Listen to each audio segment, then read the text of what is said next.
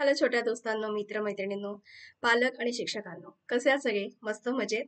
खूप दिवसांनी व्हिडिओ टाकते, पण आता पुन्हा नव्याने रेग्युलर सुरू करूयात. ठीक आहे.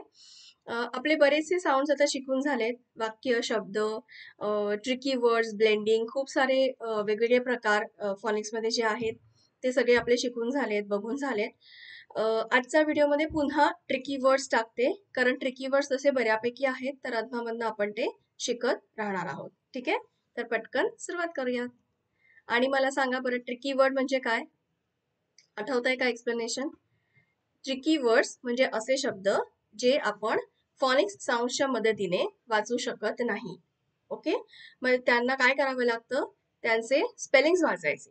स्पेलिंग वाचायचं म्हणजेच लेटर्स वाचायची आणि डायरेक्ट तो शब्द वाचायचा. साऊंड त्याच्यामध्ये घ्यायचे नाहीत. ठीक आहे. पटकन सुरुवात करूयात. ANY any, MANY many, many म्हणजे भरपूर, OTHER अदर आणि WERE वेअर. ओके. आणखीन शब्द बघूयात. PUT put. आता आपण काय शिकलोय? यूचा साऊंड अ असतो, बरोबर की नाही?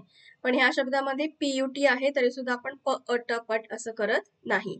PUT पुट, त्याच्यामुळे तो ट्रिकी वर्ड आहे. ठीक आहे. Because, BECAUSE because. Want, WANT want. Okay.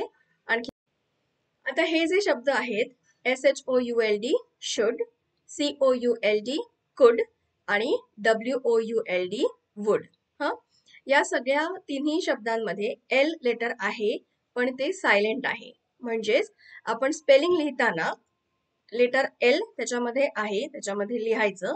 पण जेव्हा आपण त्या शब्दांचा उच्चार करतो तेव्हा शुल्ड, कुल्ड, वुल्ड असा करायचा नाही. L चा उच्चार करायचा नाही.